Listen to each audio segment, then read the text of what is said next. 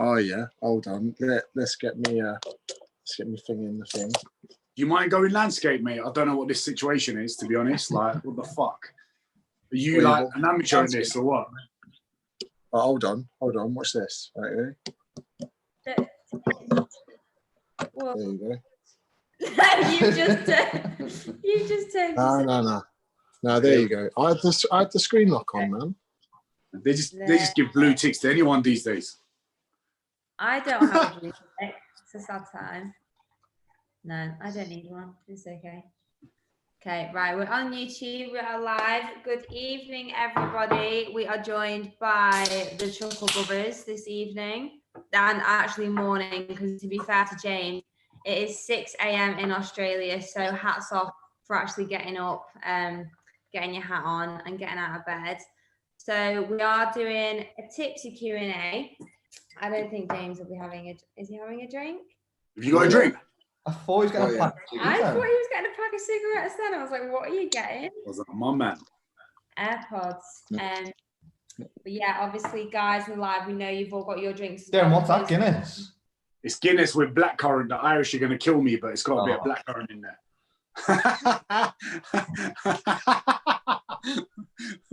That literally sounds disgusting. I thought we got past this. Darren. But so it takes the edge off. It's a bit like when you have a cider and blackcurrant. You know, you see someone, you look at them, and you think you must be new to drinking. Oh, sick! Look at that! That's sick. That's good. Look, it's the IFS crew together over there in Spain.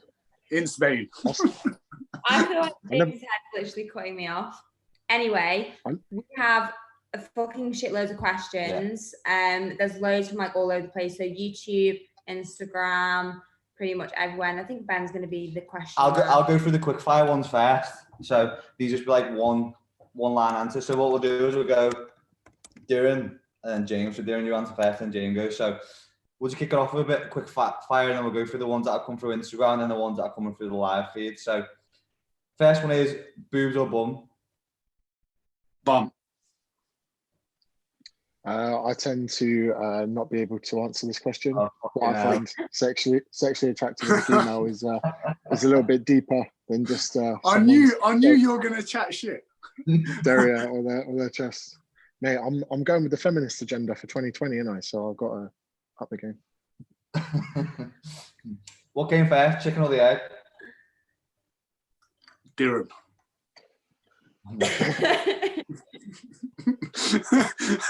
Diren came first, mate. Diren comes first. See, this is something I call this is a paradox. A bit like, do men wear hats because they're going bald, or are they going bald because they wear hats? Oh, that's a very good analogy. I like that. Nickname. Oh, my nickname. Yeah. If you've ever had one in your life, and what is it? In Australia, people used to call me Dizza, so I just take that. Dizza. Dizzaroo. I was known as Jimbo for the majority of my life, to the point that at university, because I didn't go to any lectures, on my last week of uni, my dissertation supervisor looked at me and went, "You're James Smith." I was like, "Yeah." He's like, "Jimbo, mate, where have you been the whole year?" He's like, "I've been emailing you." I said to him, I was like, "I'm sorry, mate. I don't know how to log into my emails." He was like, "It's been a year. I never logged into my uni email." So no one ever knew me by my full name. Now they do. Did you last the full 3 years? No, so I did 2 years. So basically, I wanted to go to uni when I was 18. My mum and dad said no, so that backfired. They were like, "No, you're just going to spunk the money up the wall." So instead, I stayed on at college and did a foundation degree, which was sick, where I traded rugby kit for grades. I can't do that at proper uni. So when I went to do the top up, I did nothing. And, is that a BTEC? It's, a foundation degree is like a BTEC on running a bit of Anavar. It's a bit more serious, right? But it's still not the fully fledged thing. Ben, could you tell us a little bit about Anavar? What's that?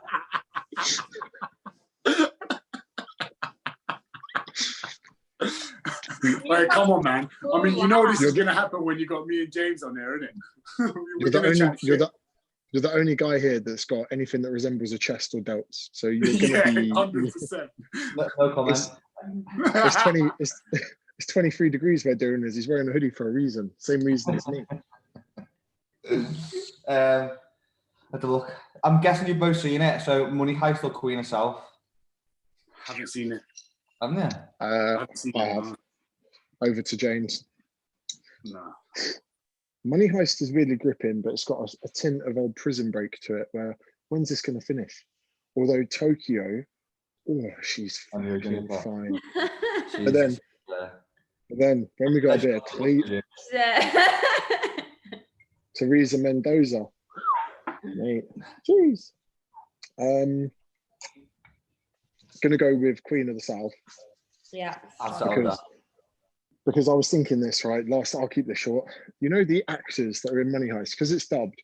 I was like, imagine if you saw it in real life and you're like, hey, Denver, how's it going? Or, you know, you see Tokyo, then they talk in Spanish. It'd be like seeing Paula Lima talk for the first time. You'd be like, that voice does not belong with that body. I just don't know how you guys watch all these shows when there's Marvel movies on the Disney Channel, mate. Yeah, I'll go with that. Marvel. You're only supposed to watch them once. You're only supposed to watch them once, Darren. Shut up, man.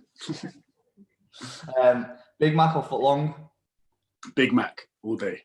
Big Mac all day. Yeah. Team Big Mac. Team Big Mac. Mate, it's crazy that people, you know, think that's 12 inches, right? That's 12 inches. Mate, I think it's a different fucking... the imperial metric really fucking gets me. Post number 2. Do you wipe standing up or sitting down? You know what's mad? I kind of do like a little sissy squat, you know? Like a hover? Yeah, a hover. So I lean slightly forward when I want to work my quads or I don't hip hinge in it. And then whoop, slice. So I'm going to go for the sissy, half. I love that. Mine's a bit of a seasonal, and it depends what I'm using, because you can get flushable wet wipes, right? That are toilet friendly, and they really changed my life. Flushable wet wipes, and then you sometimes look for a slightly different angle with a flushable wet wipe. But it depends. But I don't know if anyone's like this. I'm just in a place in my life now where I usually shower after I do any of them. So it's a weird thing. It's a weird sensation now that I shower after most times I go to the toilet. Big man, these are quick fire questions, fam. It's 6 a.m. How you talking so much shit? Basically, like a big boy. I'm trying to make a pretty standard question rather interesting. People out there are going to go, that's what I'm on about. That's what I'm on about. I'm just trying to stop the world from feeling alienated. It's not like people ain't got time on their hands, Diren. I don't know if you know, but there's something going on at the moment, right? And it's worse than, you know, they got time on their hands. Stop trying to rush this, Diren. I know that you've probably got another Zoom call to get on, all right? hey, you can talk, bro. You can talk. So basically what you do is you have a stand-up. What are those things you have in Thailand which you put your horse over a bowl and shower with? No, that's Bidet. a cook. Bidet. Yeah. So basically do a larger version of that. Yeah, in Diren's culture, they use them for all sorts of things. Why don't you tell them, Diren? Bruv, if you're talking about the little squirty thing, that saved lives when coronavirus came up, bruv. Coffee, then milk, or milk, then coffee? Smith doesn't make his coffee, so so I don't think he can answer this, but what else? Milk first. What? Yeah, milk. Yeah, milk. And then when you make the coffee at home, a little bit of milk, put the coffee in it, and then hot water. Cold milk. I think this derives from people that don't. People don't want to burn the coffee. That's where I think it started. I think so. Yeah, that's where I got it from. Yeah. Oh my God, fucking hell, but that's a bit weird. That's a bit like wiping your ass before you have a shit. Okay, we'll do the last one, then we'll go into the actual question. So, show us the last image on your phone. But I can't, 'cause I'm using my- there's Are you no on chance. your phone on there? The last image on my phone. Are you on your phone now? Yeah, so you can't do it, can you? But listen, fam, if you paid me, I still wouldn't do it, because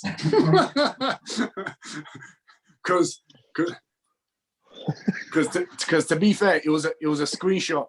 It was a screenshot of me chatting shit about James to my manager. For the record, I'm in the group chat, so it's probably the same picture that I've got saved to my WhatsApp. Sick. We'll go through some of the questions now, the longer-winded ones. Oh, excellent. Someone also said milk first. Are you dizzy? I think that's true. I think that's. I am dizzy, actually. My name's Dizzy. Yes. Yeah. Does that? What one thing you've done that you've majorly regretted? Everything. Wait, Smith. Wait, you Smith. doing? Smith, can you answer for me?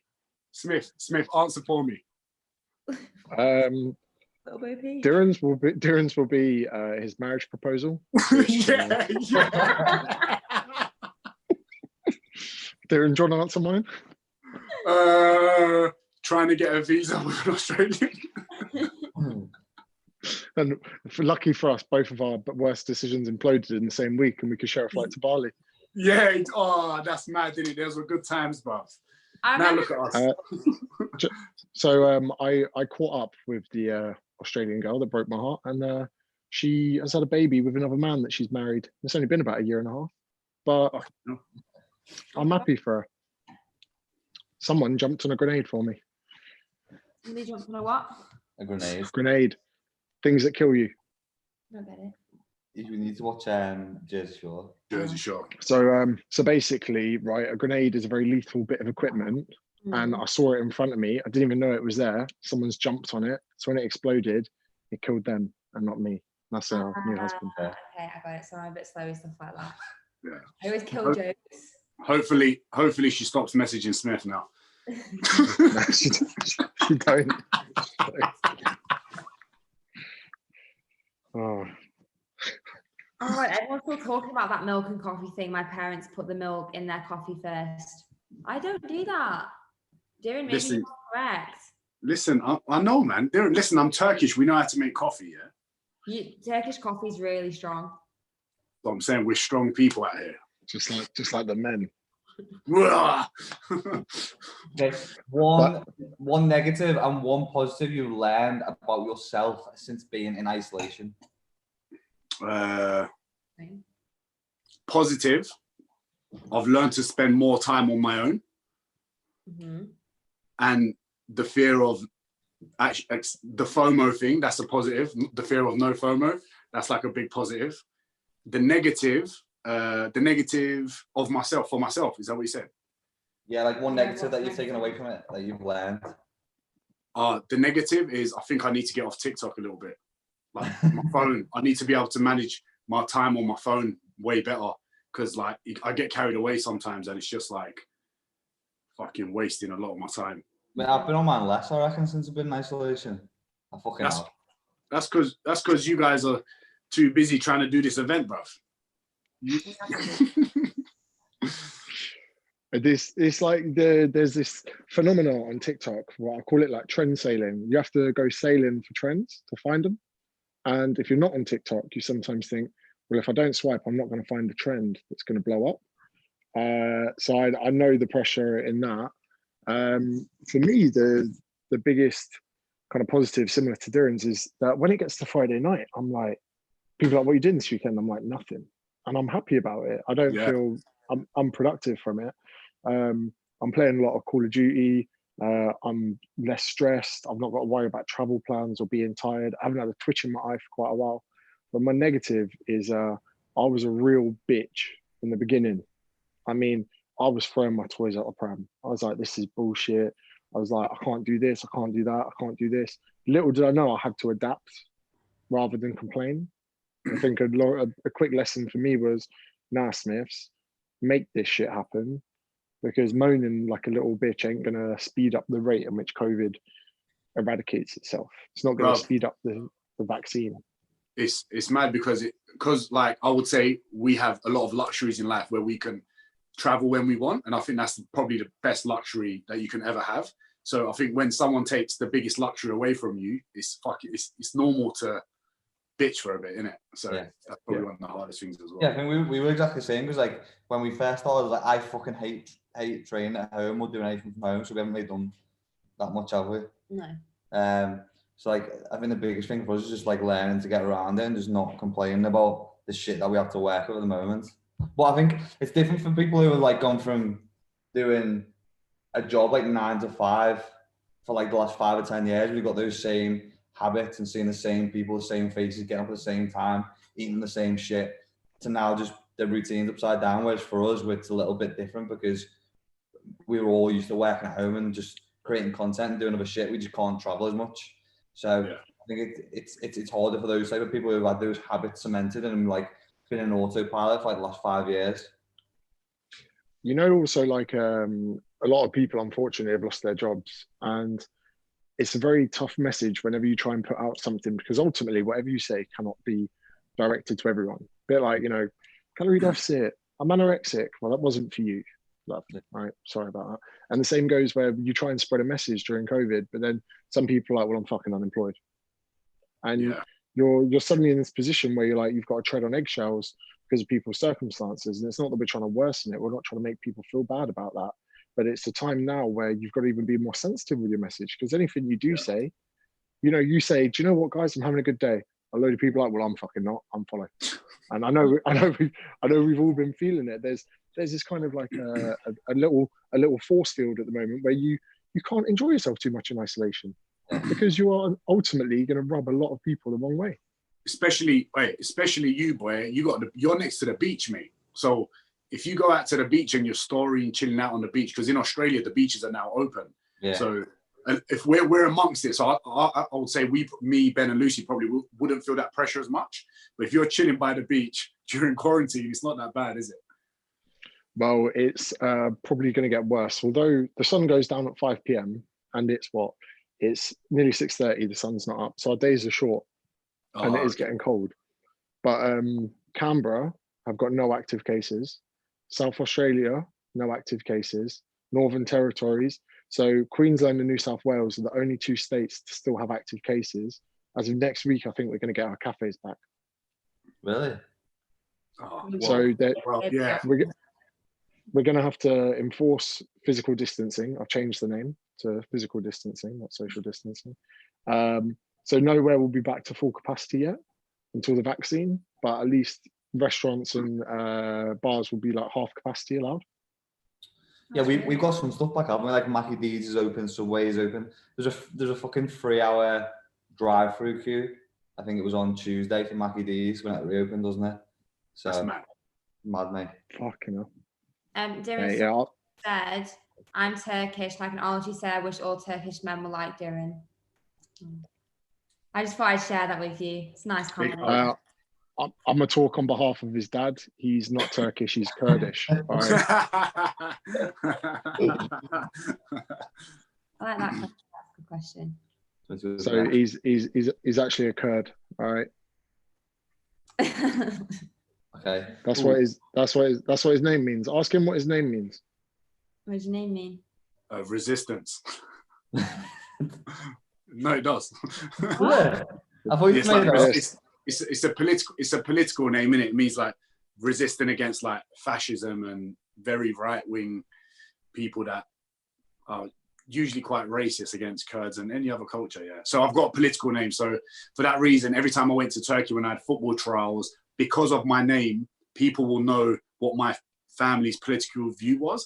And with politics in Turkey, it separates a lot of people. It's not like the UK where people pretend to know about politics, but really it doesn't affect their life as much as it does where somewhere like Turkey actually does. Do you know what I mean? Yeah. Oh my God, that's interesting. Now if we go somewhere and Diren's talking Turkish, but I can see they're obviously Muslims, I'll refrain from using his name just in case they spit in our food. I'm there. I'm like, mashallah, Nasasin, Ganaiden, and they love that from the white boy. But I'm not going to be Yeah, like, they do. Diren, in front of them, because then I'm pretty much, they're like, oh my God, the Kurds are in the house. I've never seen a blonde white Kurd in Germany before. God. Okay, next one. Oh, this is an interesting one. Who had the coaching platform first? Oh, that's easy, bro. Who? When you say platform, you mean online? I think they're talking about like, is in JSA, you coaching that Yeah. kind of thing. James Yeah. was the only reason I got exposed to online is I saw it through James. I didn't see it through anyone else. It was a funny I saw it story. through- It was a funny story because I remember following James when he was on like 3,000 people on Facebook, and it was a good job he didn't know or see any of our content then, because I'd literally sit there and watch James' video with a notepad and just fucking write down word for word what he just said and just regurgitate it. And people started commenting on stuff and like, why are you swearing all the time? But with some of the content I was using, it was a good job at that time. He didn't see what I was. If you look now back at my Facebook page, like 4 years ago, you'll just go back and see a James Smith with brown hair and big ears, because that's the content I was trying to pump out. Wow. And it was only when I switched on, I was like, I see him starting to fucking call people out. I was like, shit, I best knock this in the head now. Wait, who was on Instagram first? So I built my business Instagram in November 2016. So I was a very late comer to Instagram. Most people. Go Go on. No, go on. You had a personal that you turned into a business. Yes. That's what I did. I had Lucy Davis, and then when I was 20, I turned it into Lucy Davis Fit. So only 3 years ago. I had two accounts, but I thought if I had two accounts, they couldn't give one of them the blue tick, and I thought that's why I didn't have a blue tick. Not it's because Instagram thought I was a cunt. Which is what I came to find out. So after my 7th rejection from Instagram, I did a bit of sniffing and got someone to actually ask them, and they were really annoyed that I was causing a bit of upset to their big paying accounts. So in 1 year, I'd called out 3 or 4 of their biggest spending accounts on the ads team. So they were like, we're not going to give someone the gravitas who's just going to try and dampen the business of our biggest spenders. Right. Yeah, but you should be verified. You've got a book. You're a published author. It's political. It's much more political than people think. The same reason that there was a politician who had his blue tick taken back. The kind of the tick team is politics. It's about whether or not you're liked, whether or not it's way beyond people. We've all seen those people on Instagram where you're like, how the hell have you got that? They didn't buy it through someone that DM'd them. They just know someone. So yeah, the interestingly enough, the tick is all political. If you look at all the influencers, like I would say, the London like influence scene that are usually around Fulham and those areas, they all have like PR teams. They're all signed to PR teams that all have links to people at Instagram. So I know for a fact that's where they get it. My publishers can't. They have no power over that. It may have come before the book, but I had to use a very interesting. I actually ended up using a company that tried to put me on a TV show that I said no to, and they came back a year later and got me on my ticks, and I was like, cheers. So I'll send them alcohol and chocolates every now and then. But yeah. Look at that. Sick. Okay, this is an interesting one. If there was a fight out of Ben and Lucy versus Diren and James, who would win and why? Us. So As in, like, what I'd tend to do is I'd push you in because you're harder than me, for one, and then 2, if anyone punches you, then you've lost all dignity anyway, punching the girl. So no, I just think we'd win anyway.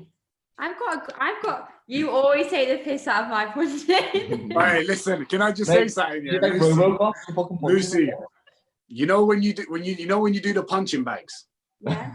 It looks like a scene from RoboCop, the way you're moving. Right, I'm a beginner, but I've got a solid punch. No, you got solid glutes, but I don't know about a punch. I'm just a bit tense. If we were to fight though, I'll definitely let Smith double leg. He'll do the groundwork, and I'll probably do the stand up. Innit? Yeah. Now the beautiful thing is, no one would even know there was a fight going on. They would just think that Diren and James were sat on their phones, And that's the beautiful nature of Brazilian Jiu-Jitsu. You can piss off. If you piss off a boxer, you're going to wake up very confused. If you piss off a jiu-jitsu athlete, it's a bit like being tickled by a giant. There's nothing you can do about it, and you just want it to end. Fair enough. No, Literally is. Truthfully, I think you two would win because obviously the jiu-jitsu side of things, we don't really have that skill. Yeah, Mate, we're getting ready for Body Power 2025. Ben, you were a police officer, no? You were a police officer, weren't you? Yeah, I was a police officer like 6 years, and then when did I finish? I finished like 3 years ago. No, 4 years ago. 4 years ago. I hated it, mate. It was the worst. Well, they need to teach police officers how to do jiu-jitsu, because some of the restraining that I've seen is bad to watch. Mate, you don't need any qualification to pass any real certification in regards to the physical side and the physical test. It's like, so it's just like personal training then. yeah. Oh my god, anyone can literally become a PT now, and it's so frustrating. Like, I find it frustrating. I think it's fucking ridiculous, but hey. Kettlebell swinging and some detergent. What was your dream jobs as a child? I wanted to be a footballer, straight. Oh, I wanted to be a police officer, and I fucking hated it. I was going to join the army, so I wanted to go join the army as an officer. So I was an army cadet for a few years. Got some shooting trophies at home. So I was going to go into the military. I was going to go into the military, but I had a little bit of an upset with the police when I was 13, and kind of curbed that career progression. Yeah, I get stopped at the airport every time. He doesn't. Credit. So one of the best things that we have in the UK is actually our police force. So I fucked up pretty bad to the extent that I really shouldn't talk about it in live, because someone could go dig this up and it would not look good for me. But the police officers knew exactly what I'd done, and they supported me. And to the point that, my dad came home, he was like, "Do not give a statement." My mum looks and she's like, he just has. But the police kind of looked after me. They had my back, and I got away without conviction, which is big thing. And do you know what? If that was in any other country, I would have. If I was in Australia, it would have been the end. But in the UK police, a bit like when you go to Notting Hill Carnival, you get real chatty with the police officer. They know you're on bits, and they just have a bit of fun with your back.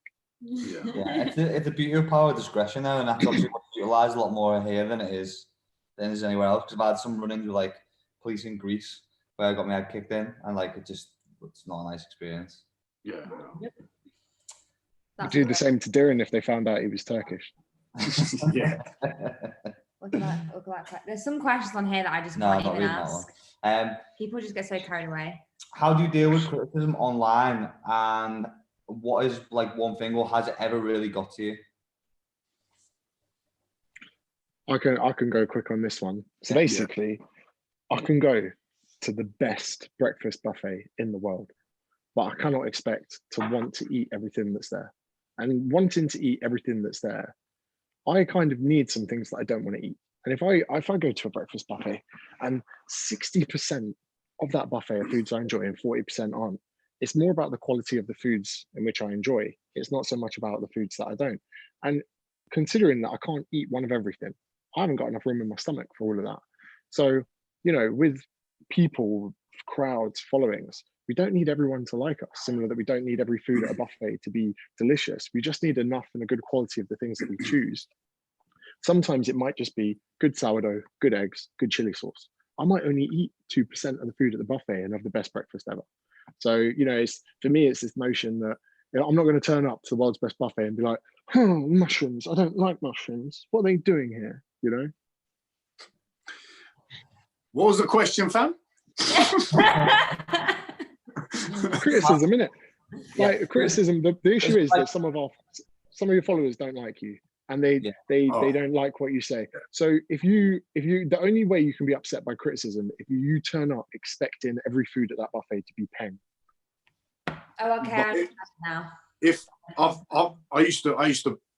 still sometimes bite back, but I've just learned now more than ever of like, especially after chatting to Luke and James more, like management. I'm just like leaving stuff now. Before I used to bite back and take the piss, put it on the story and stuff. But now I've like laid off it way more. But before I used to get that French guy in Bali, you nearly fucking beat up with your motorcycle helmet. Listen, yeah, this prick though, that guy, I overtook him with a moped, and this guy tried. He went mad aggressive. So I took my helmet off and got off the bike, and I said, "What are you gonna do, bro? Nothing." And then Smith double-legged him. Out of nowhere. I was real worried. I took my helmet off because I was like, "Oh God, I'm gonna have to hit this guy, and I'm gonna have to stick Diren on a fucking moped, and we're gonna have to run away." I'm like, I have to disarm Diren all the time. Even if we get back to our hotel room and our beds ain't been made at 2 p.m., I'm like, Diren, you need to breathe. You need to calm down, Diren. That's probably like the first time you'd be like mad serious, like, Diren, it's not worth it. Diren, no, let's go. Like, all right, cool. Mate, who was the PT that you rang up one time? Oh, that prick, some snake. You know what? Yeah, this dickhead thought it would be smart. He was chatting shit, like basically trying to claim that I was a shit trainer or something. And I looked this guy up. I found his address. I found the gym he works at. I got his phone number and the gym phone number. So I just called him up. I said, "What's your problem?" And he shat himself. And then, go on. I was going to say the best thing you can do now that we all have email lists is to email your email list about it and get them all to send him an email. I did that to a chap in Perth. So instead of getting his real address, I just gave out his email. Actually, no, yeah, I gave out his email address, and I got several thousand people to email him. Can you imagine what it's like trying to run a business with 3,000-4,000 people dropping you an email saying you shouldn't be so rude? Mate, that could send your inbox down. So from now on, instead of physical abuse, email marketing abuse. It's a beautiful thing. Yeah. That's the one that fucks me off though. Sometimes with email, I know you've mentioned it before, Darren, I had one, was it yesterday, about fucking spelling and grammar mistakes. They're the ones that piss me off the most. But you know what? It's usually people that, there's some people that will message me, and I know the way they're typing and the way they're talking to me, they genuinely want to be like helpful. Yeah. But then there's some people I can just tell where I'm like, I know for a fact you voted Brexit.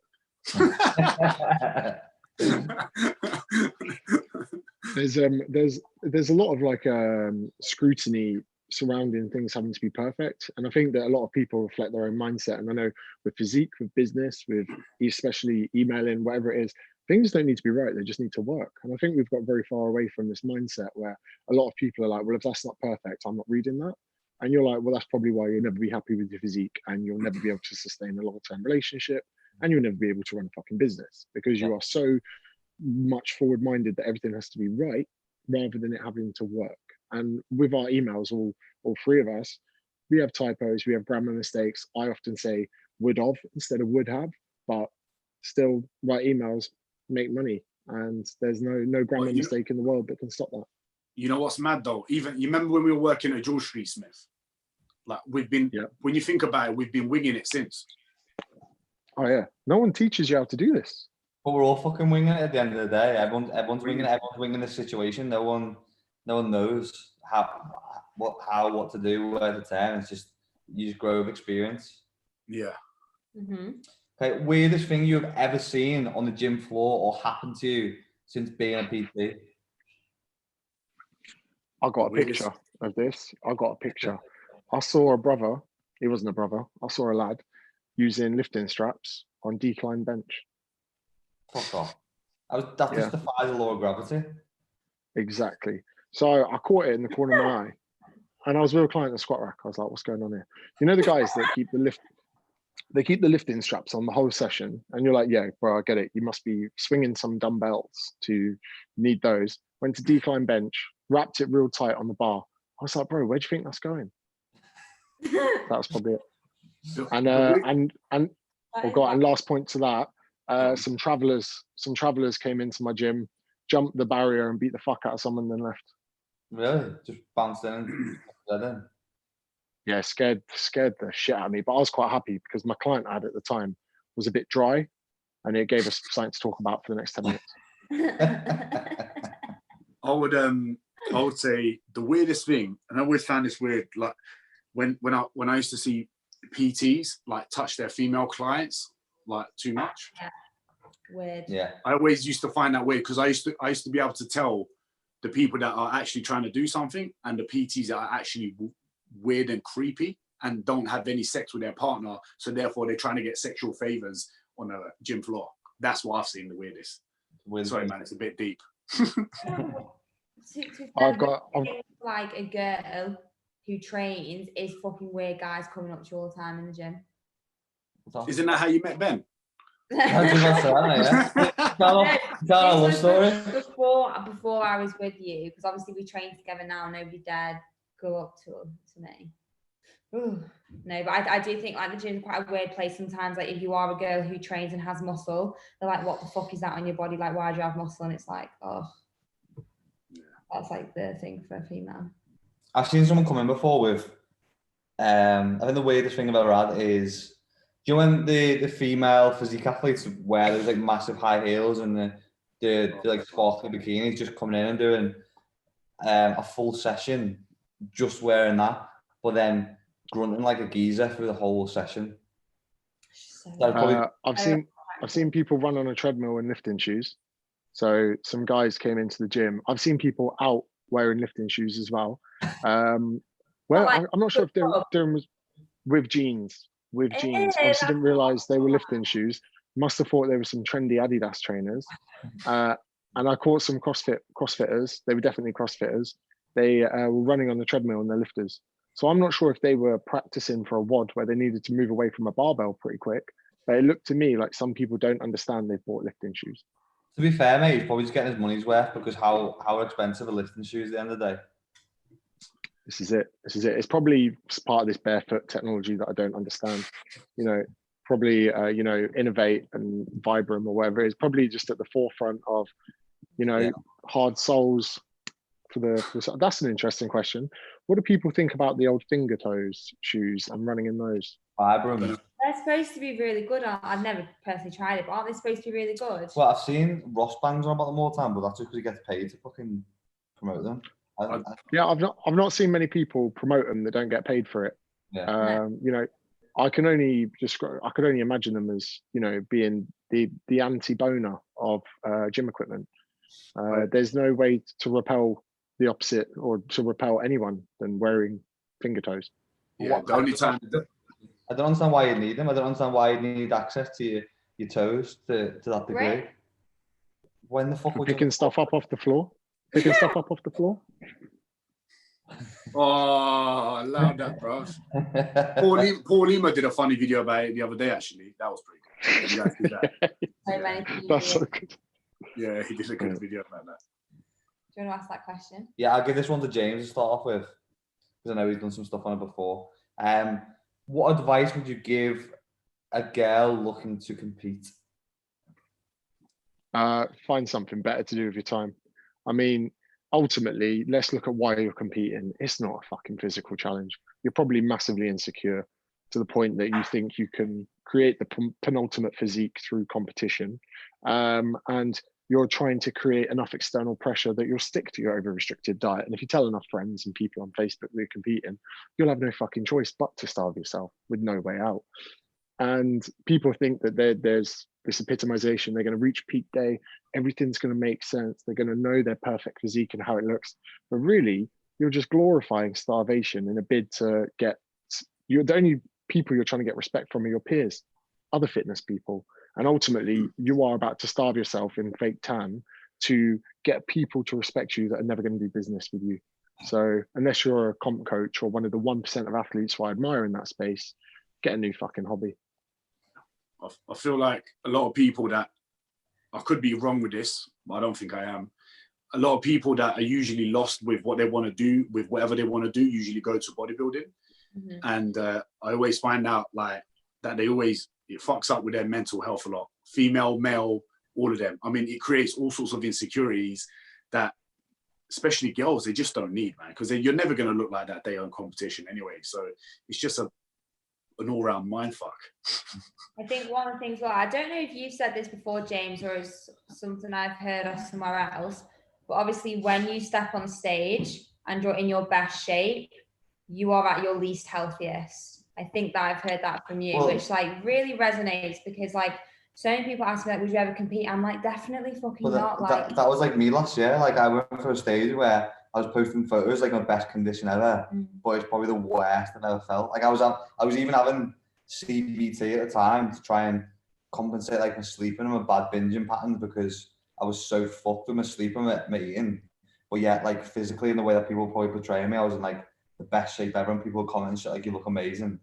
But like behind that, I was absolutely fucked. unhappy or unhealthy. Yeah.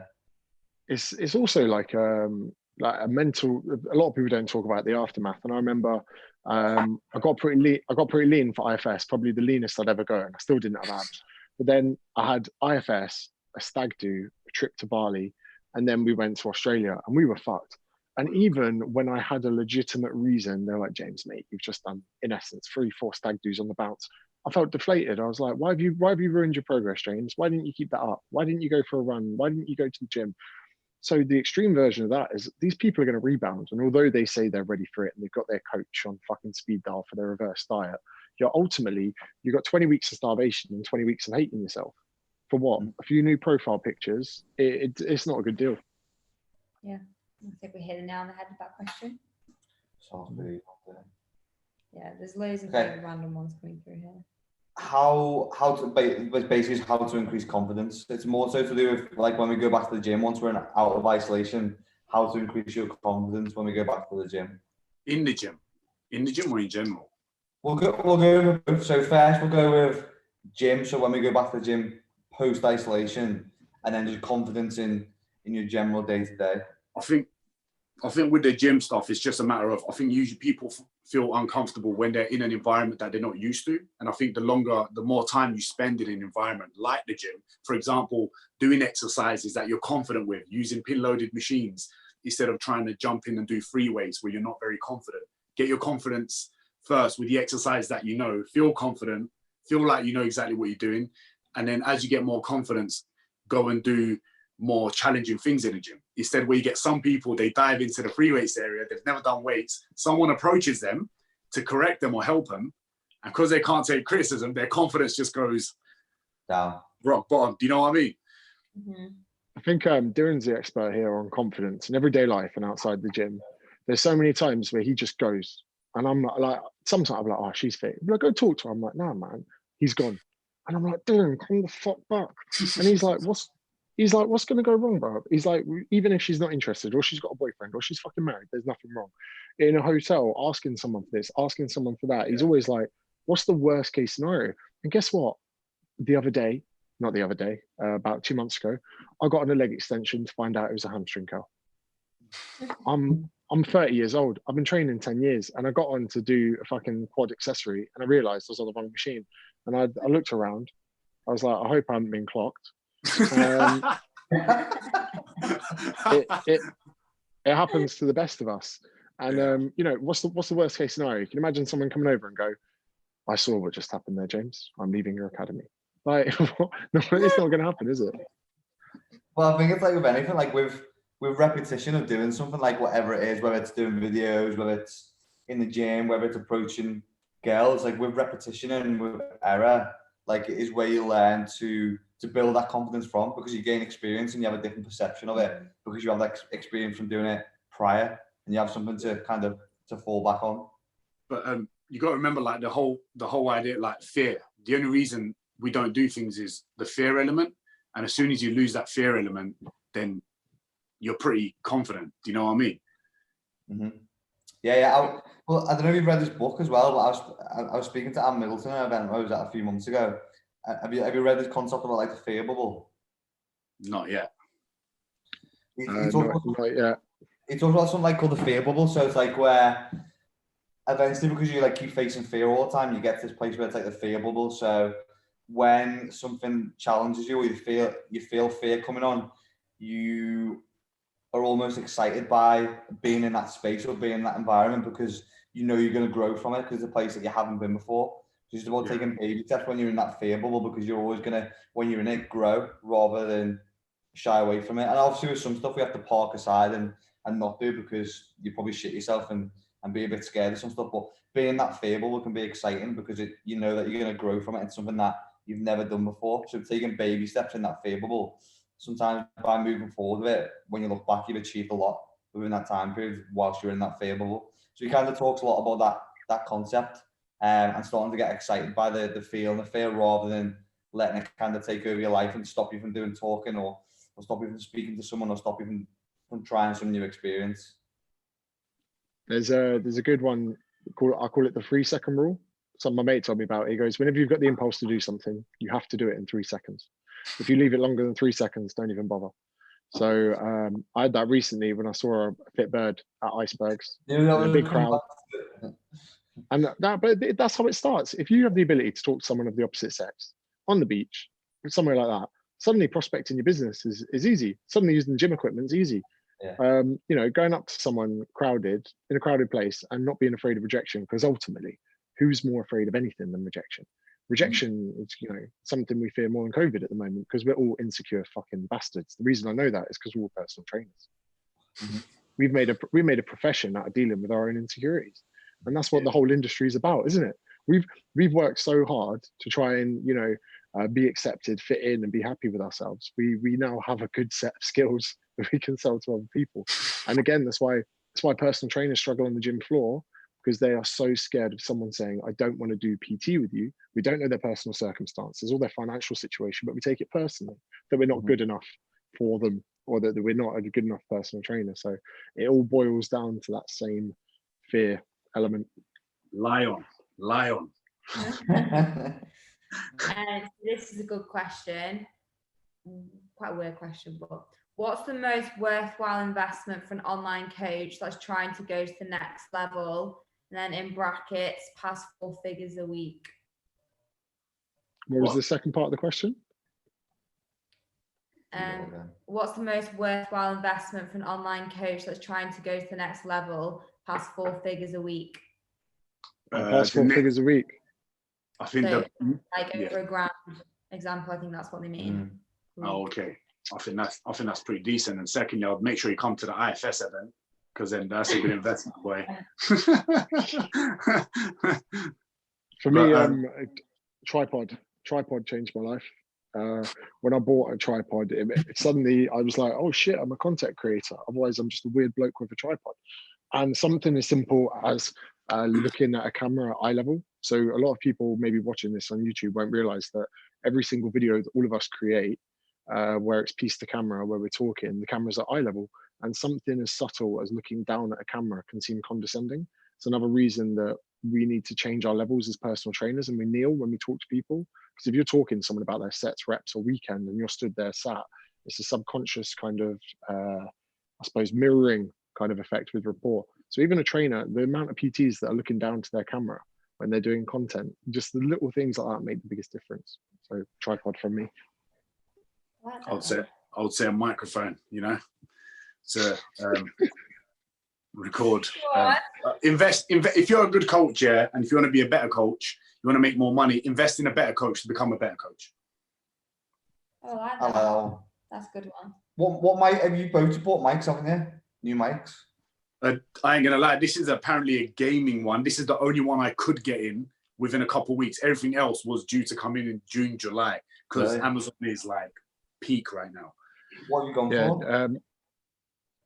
You're just USB mics, new mic who dis. So it's one really for the podcast kind of leveling up. But I think I'm going to start streaming my gameplay of Modern Warfare. You can. So I'm thinking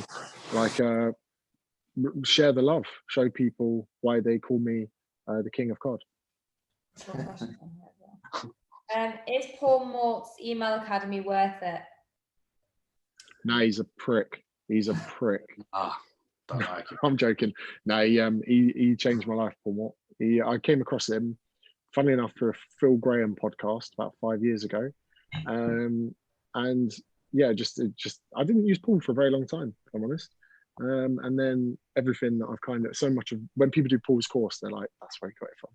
Yeah, I was exposed to Paul Mort through James. And then when I started reading, because he's got a style of writing in it, and it's quite, you want to, because he's so fucking good at it. And over the last few weeks, he's coached me quite personally. So I definitely think that would be a good investment if you want to get better online coaching for sure. I think the big thing with me is just real with a lot of the stuff that he does, which makes it way more relatable. Yeah. Have you seen the glasses he's been rocking at the moment though? I call him Tony Stark from now on. He looks like Tony Stark. He had them on the I think video. I was like, what are they? It's A what lot of happens when people you make need too it. much money. You start wearing weird shit.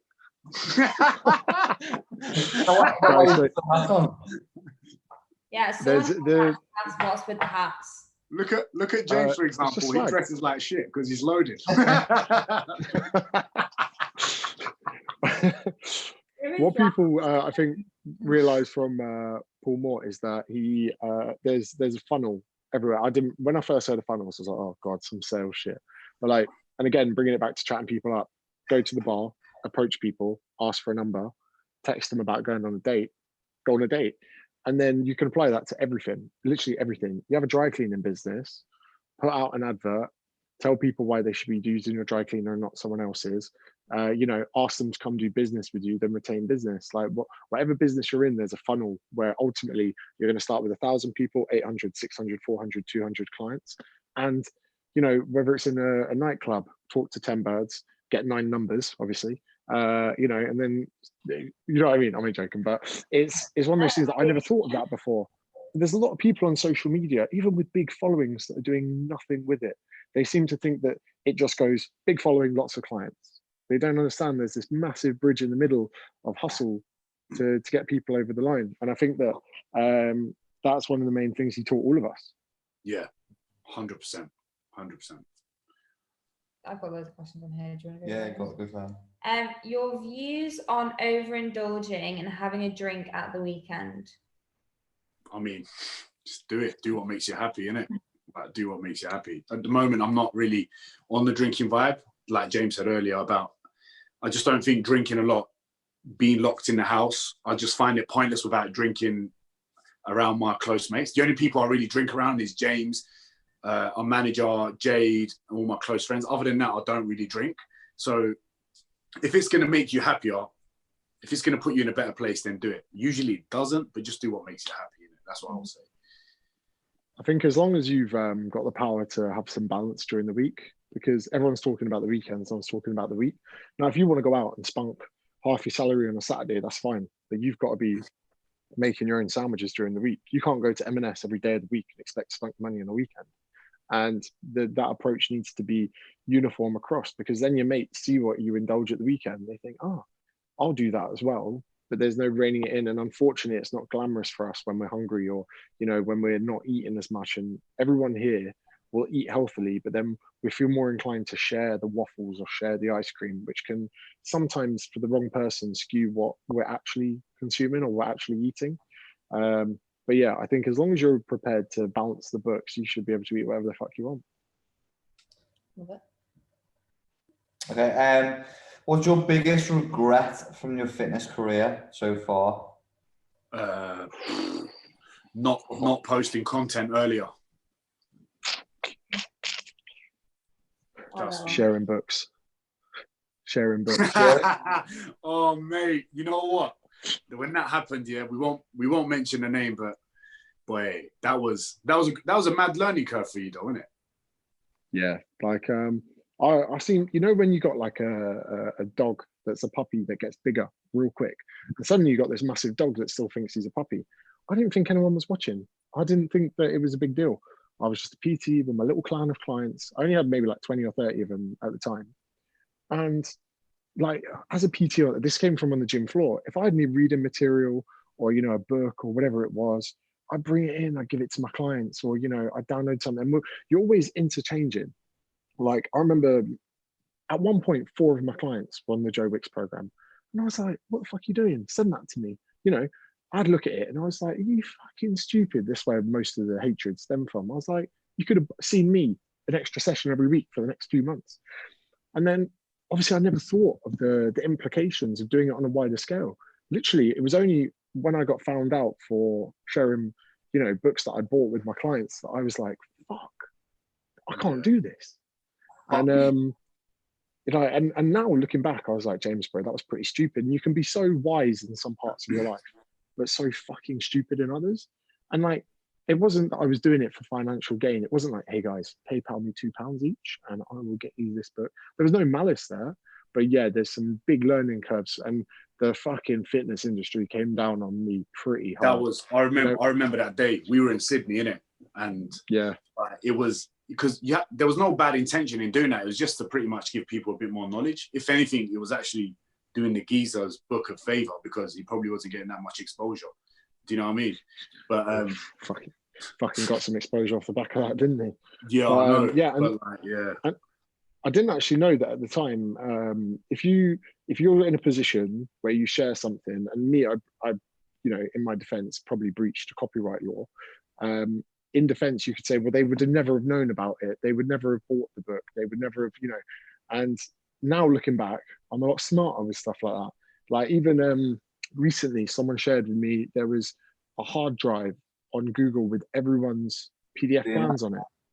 Yeah. And it went around like wildfire, didn't it? Yeah. And the second I got that, I was like, get that away, get that off. I was like deleting WhatsApp conversations. I opened it. I was like, what if they're tracking me? This is their way of getting me back. They've come back 2.5 years later to sink me. I'm like wiping my phone clean, hard resetting my iPhone, getting the Dettol on it. Was this the point when you guys were putting photos up when you're like in lawsuits and whatever? in what? Sorry. No. Oh, we've had this was before I even went to Bali. I probably only had about 20,000, 30,000. No, I had 60,000 on Facebook, about 30, 40,000 on Insta. At this point, was early. So it's very, this is very early on. I'll tell you over a beer when we're not online. And yeah, to the point that I was looking at legal fees that I couldn't afford. I offered the guy $25,000 to go away. US dollars, and he declined. So I was in a situation where I couldn't afford legal advice, so I just wanted to pay him to go away. But that was only because like the amount of clients that was in that group, there wasn't that many, and you were like, I'll give you this much for this many sales for the problems I've caused, and the guy ended up being a prick. But to be fair, he did, I don't know. I offered to buy one of his books for every client that was in the group. I was like a peace offering because he was slandering my name across all corners of the fitness industry. And then I was coming across, imagine this, right? So I'm in my first 6 months of being a proper online PT. Is someone that weird now? What's that? Is someone that weird now? Yeah. I'm in my first few months of being an online PT, and I remember I was in Ibiza with Diren about a year later, and I showed him this thread on Facebook where I had 10 people I looked up to heavily in the fitness industry all chatting shit about me, and like people that we all know now that will comment on my stuff showing me love, but they were calling me a cunt in Facebook threads, not thinking that I was reading it at the time, and that affects you. Like I remember being with Diren, and we're at dinner, and Diren's like, bro, you got to ignore it. And I'm sat there, I'm like, bro, I used to look up to these people like idols, and now they are all fucking going. That's what annoys me the most when we're at events, like the way they come up, and like people are just so snaky. And I think that's probably, and I can't fake nothing. I'll just tell people how I feel. So I just ignore it. Like I tried to walk the other way, but it's sad. But I think that this makes a really big and valid point. I mean, we had the Caroline Flack issue that was terrible this year, and a lot of other people like Cipriani came out and they spoke openly. The annoying thing is that the larger you get in the limelight, you can't make mistakes in your personal life.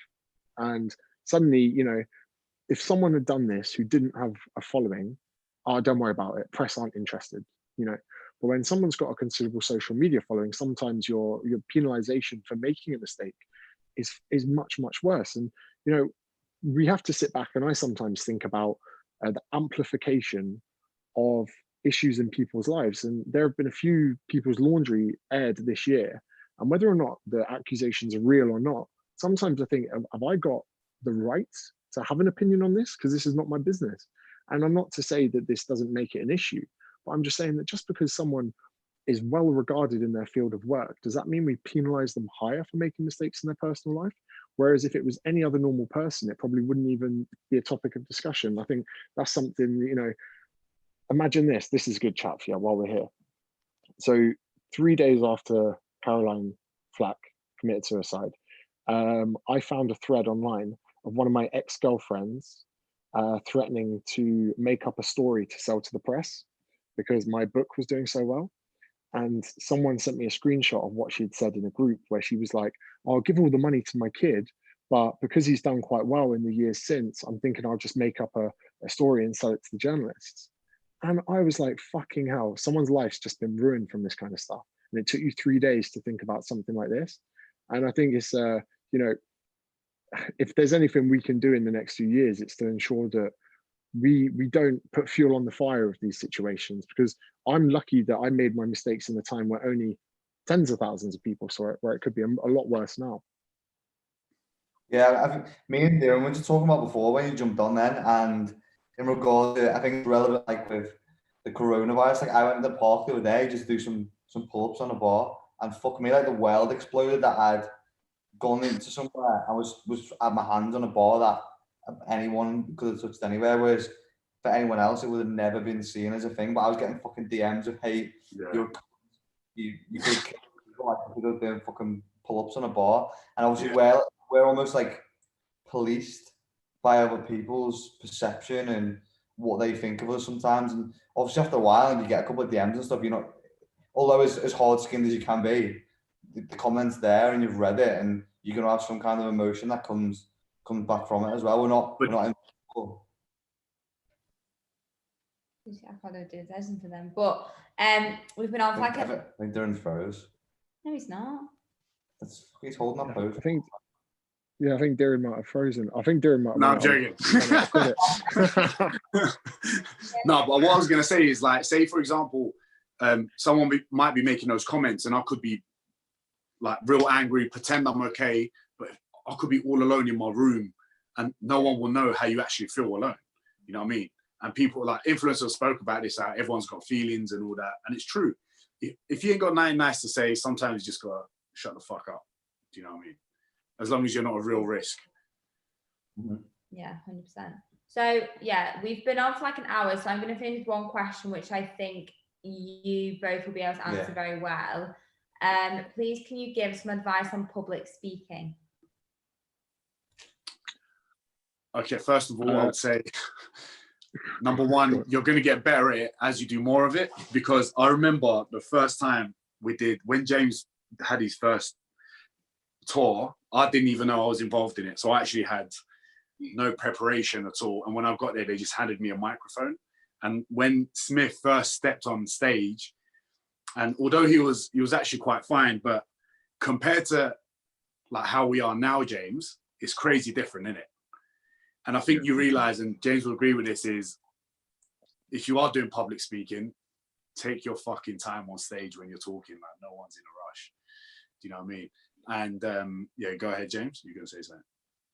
Yeah, and I think that credit as well. People see us in the venues, 1,500 people or all those things. But Diren and I, we started out at Cardiff, 80 people. We've done Maidstone. We've done Nottingham in a football club. We've done a lot of kind of less glamorous places.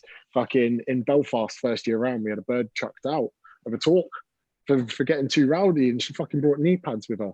And we said, "Why you got knee pads?" She goes, "What do you think I've got them for?" I'm like, fucking hell. So it is the same as if you were doing a snatch complex or a clean and press. Like repetition is the most important thing. And yeah, like in the same sense that Diren at the London show, fucking phenomenal. And then he kind of learned a lesson from the Melbourne show where he went out onto the stage and he was like, "I'm fucking smashed." He got far too drunk before the event. Yeah, it was so funny because it was like such a different crowd. And I think what I think to myself now is, like, when I jump on stage and when it's James's tour, I usually open. And when I open, I'm always thinking, okay, I've got to turn up. If I don't turn up, if I don't open well, I'm not going to bring James in where it's hot. If I don't bring the energy, it's going to affect his performance as well. So I kind of like that pressure of coming out and not disappointing my friend. Do you know what I mean?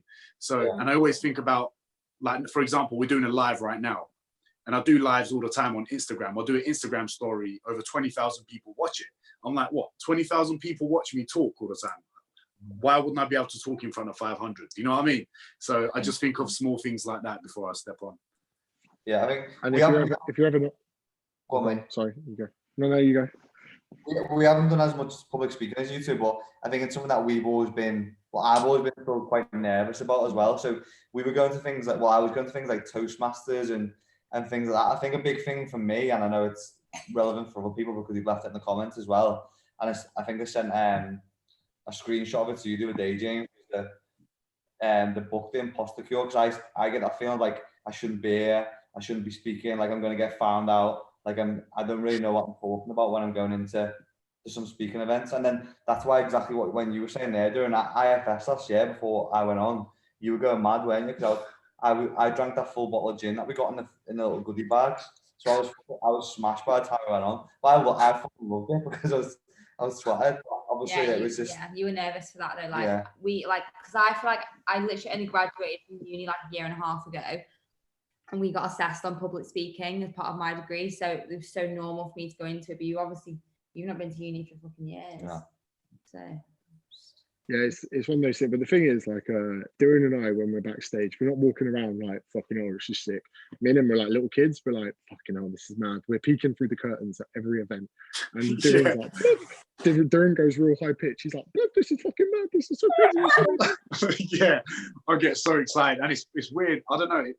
I fucking love it. I'm not going to lie. When I think about like how much fun we have doing that, I pretty much live for it now. Like, I can't wait. I can't wait till next time we go on tour again. Like, it's fucking too much fun. I think you're always that excited kid that can't believe what's happening, that feels like you shouldn't be there. Like at every show I've done, I've always said that I'm expecting someone to come in, stop, James Smith, you've been found out. I was like, not another book. But no, they're going to say you shouldn't belong on this stage. And then, but you just got to own that. And so just before you get there, I'm sure a lot of PTs watching this, before they do their first talk at like, a Holiday Inn, or at a venue, or they might have their first time to ask a body power at IFS, just before you get there, just realize the stars didn't align to get you in front of a crowd. You've obviously done something right to get there, so own that situation, go out and just be yourself, because being nervous isn't going to benefit your situation. Love that. I feel like that's come to a nice end. Mm-hmm.